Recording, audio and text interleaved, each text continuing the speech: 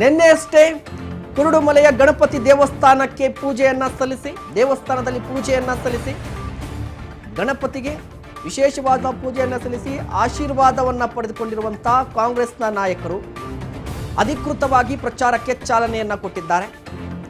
ಶತಾಯ ಗತಾಯ ಮೈತ್ರಿ ಅಭ್ಯರ್ಥಿಗಳನ್ನ ಸೋಲಿಸಬೇಕು ಅಂತ ಪಣಕ್ಕೆ ಬಿದ್ದಿರುವಂಥದ್ದು, ಪಣ ತೊಟ್ಟಿರುವಂಥದ್ದು.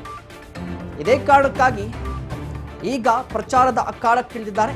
ಇವತ್ತು ಬೆಂಗಳೂರಿನಲ್ಲಿ ಸಂಜೆ 6 ಗಂಟೆಗೆ ಬೆಂಗಳೂರಿನಲ್ಲಿ ರೋಡ್ ಶೋ ಹಮ್ಮಿಕೊಂಡಿರುವಂಥದ್ದು. ನಾಳೆ ಬೆಳಗ್ಗೆ 11 ಗಂಟೆಯಿಂದ 2 ಗಂಟೆಯವರೆಗೆ ದಕ್ಷಿಣದಲ್ಲಿ ಪ್ರಚಾರವನ್ನು ನಡೆಸ್ತಾರೆ. ಮಧ್ಯಾಹ್ನ 3ರಿಂದ ರಾತ್ರಿ 9 ಗಂಟೆಯವರೆಗೂ ಕೂಡ ಬೆಂಗಳೂರು ಸೆಂಟ್ರಲ್ನಲ್ಲಿ ಪ್ರಚಾರವನ್ನು ನಡೆಸ್ತಾರೆ. ನಿನ್ನೆಯಷ್ಟೇ ಕೋಲಾರಕ್ಕೆ ಭೇಟಿ ನೀಡಿದ್ರು. ಕುರುಡುಮಲೆ ಗಣಪತಿ ದೇವಸ್ಥಾನಕ್ಕೆ ಭೇಟಿಯನ್ನು ಕೊಟ್ಟು ವಿಶೇಷ ಪೂಜೆಯನ್ನು ಸಲ್ಲಿಸಿ ಅಧಿಕೃತವಾಗಿ ಚಾಲನೆಯನ್ನು ಕೊಟ್ಟರು. ಕಾಂಗ್ರೆಸ್ ಅಭ್ಯರ್ಥಿ ಗೌತಮ್ ಪರವಾಗಿ ಮತಯಾಚನೆಯನ್ನ ಮಾಡಿದರು. ಇದರ ಬೆನ್ನಲ್ಲೇ ಇವತ್ತು ರಾಜಧಾನಿಗೆ ಎಂಟ್ರಿಯನ್ನ ಕೊಟ್ಟಿರುವಂಥದ್ದು ಕಾಂಗ್ರೆಸ್ನ ಚೋಡೆತ್ತುಗಳಾಗಿರುವಂತಹ ಸಿಎಂ ಸಿದ್ದರಾಮಯ್ಯನವರು. ಅದೇ ರೀತಿಯಾಗಿ ಡಿಕೆ ಶಿವಕುಮಾರ್ ಅವರು ಸಂಜೆ 6 ಗಂಟೆಯಿಂದ ಪ್ರಚಾರ ಆರಂಭವಾಗುತ್ತೆ. ನಾಳೆ ಬೆಳಗ್ಗೆ 11 ಗಂಟೆಯಿಂದ 2 ಗಂಟೆವರೆಗೂ ಕೂಡ ಪ್ರಚಾರ ನಡೆಸ್ತಾರೆ. ಮಧ್ಯಾಹ್ನ 3 ಗಂಟೆಯಿಂದ ರಾತ್ರಿ 9 ಗಂಟೆವರೆಗೆ ಬೆಂಗಳೂರು ಸೆಂಟ್ರಲ್ ಲೋಕಸಭಾ ಕ್ಷೇತ್ರದಲ್ಲಿ ಪ್ರಚಾರವನ್ನು ನಡೆಸುವಂಥದ್ದು. ಅಂದರೆ ಟೈಮ್ ಫಿಕ್ಸ್ ಆಗಿರುವಂಥದ್ದು ಇವತ್ತು ಮತ್ತೆ ನಾಳೆ ಕಂಪ್ಲೀಟ್ ಆಗಿ ಸಿಎಂ ಸಿದ್ದರಾಮಯ್ಯನವರು, ಅದೇ ರೀತಿಯಾಗಿ ಡಿಸಿಎಂ ಡಿಕೆ ಶಿವಕುಮಾರ್ ಅವರು, ಕಾಂಗ್ರೆಸ್ನ ನಾಯಕರು ಎಲ್ಲರೂ ಕೂಡ ಬೆಂಗಳೂರಿನಲ್ಲಿ ಠಿಕಾಣಿ ಹೂಡಿ ಪ್ರಚಾರವನ್ನು ನಡೆಸ್ತಾರೆ. ಯಾಕೆ ಬೆಂಗಳೂರು ಇಷ್ಟೊಂದು ಪ್ರಾಮುಖ್ಯತೆಯನ್ನು ವಹಿಸ್ತಾ ಇದೆ ಅಂದರೆ, ಒಂದು ಕಡೆ ಸಿಎಂ ಸಿದ್ದರಾಮಯ್ಯನವರಿಗೆ ಜೊತೆಗೆ ಡಿಕೆ ಶಿವಕುಮಾರ್ ಅವರಿಗೆ, ಮುಖ್ಯವಾಗಿ ಬೆಂಗಳೂರು ನಗರಾಭಿವೃದ್ಧಿ ಸಚಿವರಾಗಿರುವಂಥ ಡಿಕೆ ಶಿವಕುಮಾರ್ ಅವರಿಗೆ ಬೆಂಗಳೂರನ್ನು ಗೆಲ್ಲುವಂಥದ್ದು ಒಂದು ಪ್ರತಿಷ್ಠೆಯಾಗಿದೆ. ಬೆಂಗಳೂರಿಗೆ ಅಂಟಿಕೊಂಡಿರುವಂಥ ಬೆಂಗಳೂರು ಗ್ರಾಮಾಂತರ ಆಗಿರ್ಬೋದು, ಚಿಕ್ಕಬಳ್ಳಾಪುರ ಆಗಿರ್ಬೋದು, ಬೆಂಗಳೂರು ಸೆಂಟ್ರಲ್, ಬೆಂಗಳೂರು ದಕ್ಷಿಣ, ಬೆಂಗಳೂರು ಉತ್ತರವನ್ನು ಗೆಲ್ಲಬೇಕು ಅಂತ ಈಗಾಗಲೇ ಡಿಸಿಎಂ ಡಿಕೆ ಶಿವಕುಮಾರ್ ಅವರು ಆಪರೇಷನ್ ಹಸ್ತವನ್ನು ಮಾಡಿ ಬೇರೆ ಪಕ್ಷದ ನಾಯಕರನ್ನು ಸೆಳೆಯುವ ನಿಟ್ಟಿನಲ್ಲಿ ವೋಟ್ ಶೇರನ್ನು ಹೆಚ್ಚಿಸಿಕೊಂಡಿದ್ದಾರೆ. ಶತಾಯ ಗತಾಯ ಬೆಂಗಳೂರಲ್ಲಿ, ಬೆಂಗಳೂರು ಮಹಾನಗರಕ್ಕೆ ಬರುವಂತಹ ಬೆಂಗಳೂರು ಉತ್ತರ, ಬೆಂಗಳೂರು ದಕ್ಷಿಣ, ಬೆಂಗಳೂರು ಸೆಂಟ್ರಲಲ್ಲಿ ಅಟ್ಲೀಸ್ಟ್ ಈ 3 ಲೋಕಸಭಾ ಕ್ಷೇತ್ರದಲ್ಲಿ ಅಟ್ಲೀಸ್ಟ್ 2 ಲೋಕಸಭಾ ಕ್ಷೇತ್ರದಲ್ಲದು ಕಾಂಗ್ರೆಸ್ ಗೆಲ್ಲಬೇಕು ಅಂತ ಹೇಳಿ ಪಣವನ್ನು ತೊಟ್ಟಿರುವಂಥದ್ದು. ಬೆಂಗಳೂರು ಉತ್ತರ ಲೋಕಸಭಾ ಕ್ಷೇತ್ರದಿಂದ ಬಿಜೆಪಿಯ ಅಭ್ಯರ್ಥಿಯಾಗಿ ಶೋಭಾ ಕರಂದ್ಲಾಜೆ ಅವರಿದ್ದಾರೆ. ಸದಾನಂದ ಗೌಡರಿಗೆ ಟಿಕೆಟ್ ಮಿಸ್ ಆಗಿದೆ, ಅವರು ಮುನಿಸಿಕೊಂಡಿದ್ದಾರೆ. ತಕ್ಕ ಪಾಠವನ್ನು ಕಲಿಸ್ತೀನಿ ಅಂತ ಶಪಥವನ್ನು ಮಾಡಿದ್ದಾರೆ. ಇದರ ಜೊತೆಗೆ ಕಾಂಗ್ರೆಸ್ ಅಭ್ಯರ್ಥಿಯಾಗಿ ರಾಜೀವ್ ಗೌಡ ಅವರು ಅಖಾಡದಲ್ಲಿರುವಂಥದ್ದು. ಒಕ್ಕಲಿಗರ ಕೋಟೆ ಬೆಂಗಳೂರು ಉತ್ತರದಲ್ಲಿ ಯಾರು ಗೆಲುವನ್ನು ಸಾಧಿಸ್ತಾರೆ? ಬೆಂಗಳೂರು ಉತ್ತರ ಲೋಕಸಭಾ ಕ್ಷೇತ್ರದಲ್ಲಿ ಒಕ್ಕಲಿಗ ಸಮುದಾಯದ ಮತಗಳು ನಿರ್ಣಾಯಕ ಪಾತ್ರವನ್ನು ವಹಿಸುತ್ತೆ. ಸೊ ಡಿಕೆ ಶಿವಕುಮಾರ್ ಅವರ ಫ್ಯಾಕ್ಟರ್ ವರ್ಕ್ ಆದರೆ ಕಾಂಗ್ರೆಸ್ ಗೆಲುವನ್ನು ಸಾಧಿಸಬಹುದು. ಜಾತಿವಾರು ಲೆಕ್ಕಾಚಾರದಲ್ಲೂ ಕೂಡ ಕಾಂಗ್ರೆಸ್ಗೆ ಒಂದಿಷ್ಟು ಹೆಲ್ಪ್ ಇರುವಂಥದ್ದು. ಈ ಬಾರಿ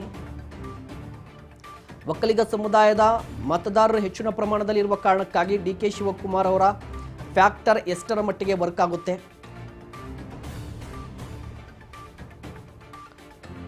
ವಿಜಯನಗರ ಶಾಸಕರಾಗಿರುವಂತಹ ಕೃಷ್ಣಪ್ಪನವರು ಇದ್ದಾರೆ. ಗೋವಿಂದರಾಜಪುರಂ ಶಾಸಕರಾಗಿರುವಂತಹ ಪ್ರಿಯಾ ಕೃಷ್ಣ ಅವರು ಕೂಡ ಇದ್ದಾರೆ. ಹೀಗೆ ಅದರ ಜೊತೆಗೆ ಎಸ್ ಟಿ ಸೋಮಶೇಖರ್ ಯಶವಂತಪುರ ವಿಧಾನಸಭಾ ಕ್ಷೇತ್ರದ ಶಾಸಕರು ಬಿಜೆಪಿಯಲ್ಲಿದ್ದಾರೆ, ಬಟ್ ಕಾಂಗ್ರೆಸ್ ಪರವಾಗಿ ಕೆಲಸವನ್ನು ಮಾಡ್ತಿದ್ದಾರೆ. ಈಗ ಕೃಷ್ಣ ಬೈರೇಗೌಡರು ಕೂಡ ಬೆಂಗಳೂರು ಉತ್ತರದಲ್ಲಿ ಹಿಂದೆ ಸ್ಪರ್ಧೆ ಮಾಡಿದ್ರು. ಸೊ ಒಟ್ಟಾರೆಯಾಗಿ ಬೆಂಗಳೂರು ಉತ್ತರವನ್ನು ಗೆಲ್ಲಬೇಕು ಅಂತ ಕಾಂಗ್ರೆಸ್ ನಾಯಕರು ಪಣವನ್ನು ತೊಟ್ಟಿರುವಂಥದ್ದು. ಅದರಲ್ಲೂ ಕೂಡ ಒಕ್ಕಲಿಗ ಸಮುದಾಯದ ನಾಯಕರು ಈ ಬಾರಿ ಬೆಂಗಳೂರು ಉತ್ತರದಲ್ಲಿ ಒಂದಿಷ್ಟು ಕಾರ್ಯತಂತ್ರಗಳನ್ನು ಎಣಿತಿದ್ದಾರೆ. ಕಾಂಗ್ರೆಸ್ನಲ್ಲಿ ಒಕ್ಕಲಿಗ ಸಮುದಾಯದ ಮತಗಳನ್ನು ಸೆಳೆದರೆ ಗೆಲುವು ಸುಲಭ ಅನ್ನುವ ಲೆಕ್ಕಾಚಾರದಲ್ಲಿ ಕಾಂಗ್ರೆಸ್ ನಾಯಕರು ಇರುವಂಥದ್ದು. ಇದೇ ಕಾರಣಕ್ಕಾಗಿ ಖುದ್ದಾಗಿ ಡಿಸಿಎಂ ಡಿಕೆ ಶಿವಕುಮಾರ್ ಅವರು ಅಖಾಡಕ್ಕೆ ಇಳಿದಿದ್ದಾರೆ. ಬೆಂಗಳೂರು ಉಸ್ತುವಾರಿ ಸಚಿವರವರು, ಅವರಿಗೆ ಪ್ರತಿಷ್ಠೆ ಇದೆ. ಮತ್ತೊಂದು ಕಡೆ ಬೆಂಗಳೂರು ದಕ್ಷಿಣ ಅಂತ ಬಂದರೆ, ಬೆಂಗಳೂರು ದಕ್ಷಿಣದಲ್ಲಿ ಬಿಜೆಪಿಯಿಂದ ತೇಜಸ್ವಿ ಸೂರ್ಯ 2ನೇ ಬಾರಿಗೆ ಅಖಾಡದಲ್ಲಿದ್ದಾರೆ. ಕಾಂಗ್ರೆಸ್ನಿಂದ ಸೌಮ್ಯ ರೆಡ್ಡಿ ಅವರಿದ್ದಾರೆ. ರಾಮಲಿಂಗಾರೆಡ್ಡಿ ಅವರಿಗೆ ಒಂದಿಷ್ಟು ಪ್ರತಿಷ್ಠೆ. ಇಲ್ಲಿ ಕಾಂಗ್ರೆಸ್ನ ಹಿರಿಯ ನಾಯಕರು, ಹಾಲಿ ಸಚಿವರು ಮಗಳನ್ನು ಗೆಲ್ಲಿಸಿಕೊಂಡು ಬರಬೇಕಾದಂಥ ಅನಿವಾರ್ಯತೆ ಅವರ ಮೇಲಿದೆ. ಜಾತಿವಾರು ಲೆಕ್ಕಾಚಾರ, ಕ್ಷೇತ್ರವಾರು ಲೆಕ್ಕಾಚಾರ ಏನೇ ಇದ್ರೂ ಕೂಡ ಅಲ್ಟಿಮೇಟ್ಲಿ ಮತದಾರ ಯಾರಿಗೆ ಮತ ಹಾಕ್ತಾನೆ ಅನ್ನೋದು ಇಂಪಾರ್ಟೆಂಟ್ ಆಗುತ್ತೆ. ಆದರೂ ಕೂಡ ಕಾಂಗ್ರೆಸ್ ಒಂದಿಷ್ಟು ಪ್ಲಸ್ ಪಾಯಿಂಟ್ಗಳನ್ನು ಇಟ್ಕೊಂಡು ಈ ಬಾರಿ ಚುನಾವಣೆಗೆ ಹೋಗಿದೆ. ದಕ್ಷಿಣದಲ್ಲಿ ಏನಾದರೂ ಕಾಂಗ್ರೆಸ್ ಗೆಲುವನ್ನು ಸಾಧಿಸುತ್ತಾ?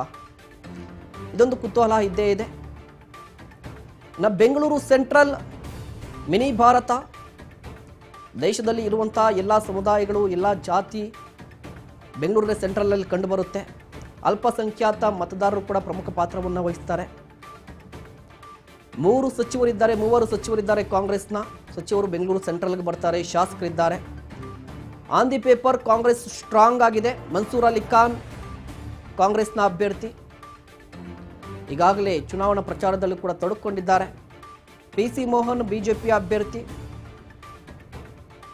ಅವರು ಕೂಡ ಸತತ ಗೆಲುವನ್ನು ಸಾಧಿಸ್ಕೊಂಡು ಬರ್ತಾ ಇದ್ದಾರೆ. ಈ ಬಾರಿ ಬ್ರೇಕ್ ಆಗಬೇಕಿದೆ ಈ ಗೆಲುವಿಗೆ ಅಂತ. ಒಟ್ಟಾರೆಯಾಗಿ ಕಾಂಗ್ರೆಸ್ ರಾಜಧಾನಿ ಕಬ್ಜಾಗೆ ಮುಂದಾಗಿದೆ. ಇದೇ ಕಾರಣಕ್ಕಾಗಿ ಸಿಎಂ ಸಿದ್ದರಾಮಯ್ಯನವರು ಹಾಗೆ DCM DK ಶಿವಕುಮಾರ್ ಅವರು ಇವತ್ತಿನಿಂದ